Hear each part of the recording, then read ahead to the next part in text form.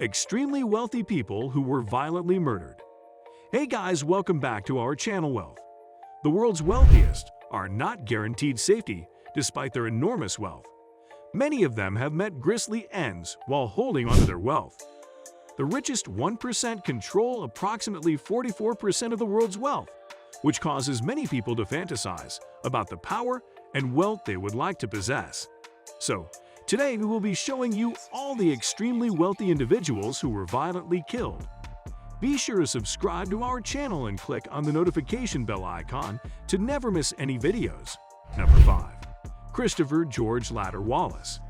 Christopher George Ladder Wallace, higher recognized using his degree names the notorious B.I.G., Biggie Smalls, or Shirley Biggie, became an American rapper and songwriter. Rooted within the New York rap scene and gangster rap traditions, he's broadly considered one of the finest rappers of all time. Born and raised in Brooklyn, New York City, Wallace signed to Sean Puffy Combs' label Bad Boy Records because it was released in 1993 and received publicity through functions on numerous different artists' singles that year. His debut album Ready to Die, 1994, became met with vast crucial acclaim and blanketed his signature songs Juicy and Big Papa. This feud is remembered in rap records because of the East Coast-West Coast feud. After Tupac's 1996 homicide, Wallace determined that it became his activity to unify the two coasts because Tupac became now not around. Ironically, Wallace, 24, became killed in a drive-to-use captured on March 9, 1997, after leaving a Vibe Mag party. His homicide remains unsolved.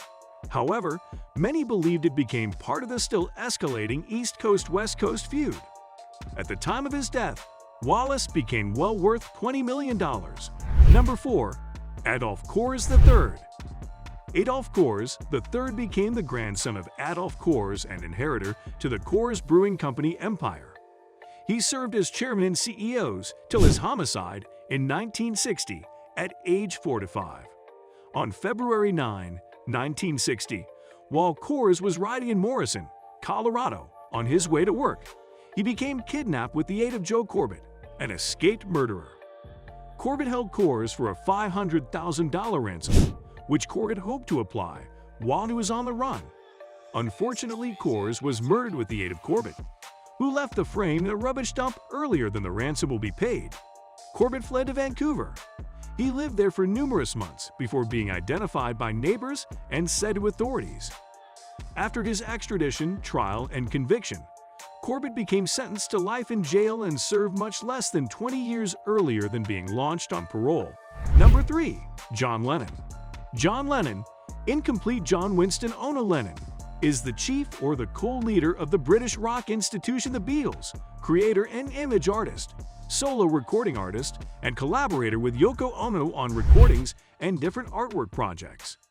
But unfortunately, Lennon's fun-loving working magnificence mother and father married in short and overdue fashion and declined to elevate their quick, sensitive, talented son. As the co-lead singer of the Beatles, John Lennon became one of the world's most well-known and influential guys. This reputation lasted long after the Beatles broke up in 1970 and Lennon launched into a solo career.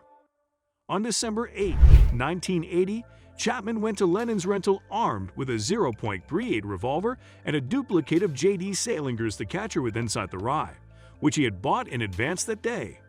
In the book, Chapman had written, "This is my statement." He signed it, "The Catcher with Inside the Rye." Chapman first encountered Lennon that nighttime and had the 40-year antique musician sign an autograph earlier than he left for a recording session. Then Chapman waited for Lennon to return. When the ex-Beatle returned at his rental that night, Chapman made his pass and opened fire. Lennon was shot a couple of times and died on the way to the medical institution after dropping 80% of his blood.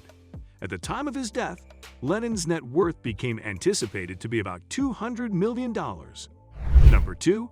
Barry and Honey Sherman. On December 15, 2017, Canadian billionaires Barry and Honey Sherman were murdered by their Toronto domestic in what police defined as ritualistic killings. The Shermans have been strangled with belts, tied to a railing, and posed in a similar way to statues that they on display. Barry Sherman has made his circle of relatives fortune through the drug employer Apotex. With a well worth of $3.2 billion, he became the 12th wealthiest Canadian at the time of his death. Number 1. Helene Pastor. Helene Pastor, as soon as Monaco's richest woman, managed 15% of the country's housing inventory at the time of her death in 2014. She became an immediate descendant of the Italian stonemason Jean-Baptiste Pastor. With his son, Gildo, Jean-Baptiste constructed an enterprise empire, mainly to the own circle of relatives, turning into second in significance, most effectively to the own royal circle of relatives in Monaco. The 77-year antique Helene Pastor was attacked on May 6, 2014, while she and her driving force were ambushed with the aid of a person wielding a sawed-off shotgun. Pastor survived the preliminary assault long enough to offer an outline of her attackers earlier than succumbing to her accidents on May 21, 2014.